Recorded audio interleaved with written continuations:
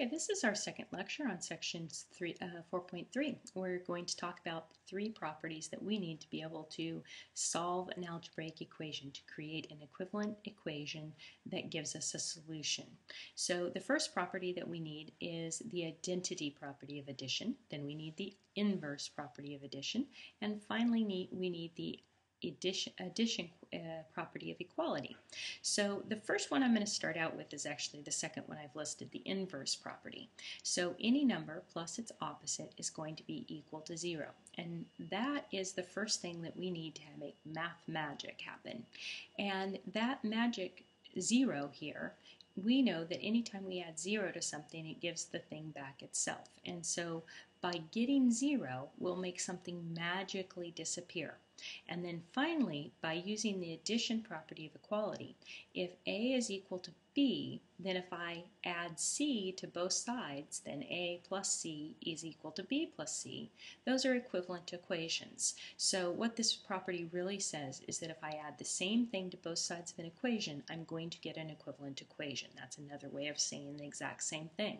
So I'm going to use the inverse property to make something magically disappear, to make it go away from my variable, make my variable stand alone.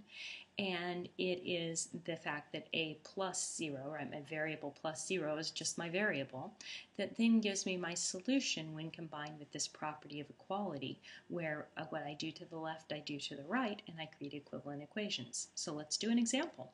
So we're going to solve 9 plus x is equal to 12. So what I want to do is I want this 9 over here to magically disappear. I want to do math magic. So what I need to do to make the magic happen is I need to make 9 disappear.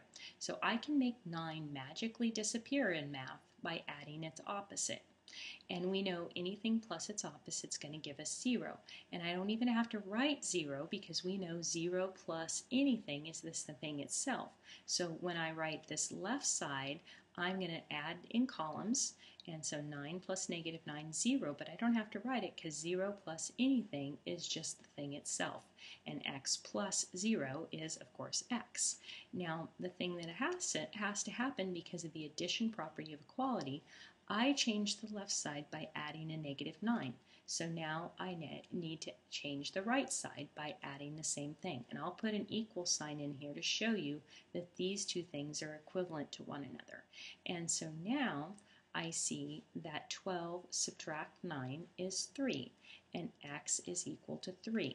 Now we can check this to see if that's actually true by substituting it in, because we're saying our equivalent equation is our solution, so that x is equal to 3. So we have 9 plus the value that I think it is 3, and I'm asking, is that actually equal to 12?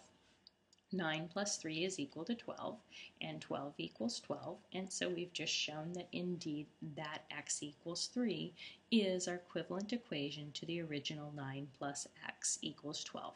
Now, of course, we could see that already because we've known those kind of facts since we learned to do our addition facts.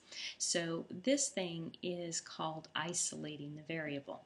So now we're just going to do quite a few little examples here where we're going to be isolating our variable. And I'm probably only going to have time for maybe one more, possibly two, in this video. So what you probably want to do is give it a try on your own and then come back to the next video and check them out.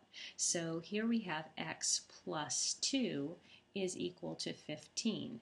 So I want to make the 2 disappear over here from this left-hand side. So I'm going to add its opposite.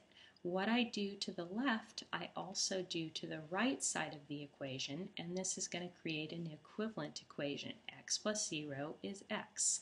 Anything plus its opposite is 0, and I don't want to write that because x plus 0 is just x, so I'm just going to leave it as x. And then 15 minus 2, which is equal to 13. And so what I've shown is x should be equal to 13. That should be an equivalent equation to x plus 2 is equal to 15.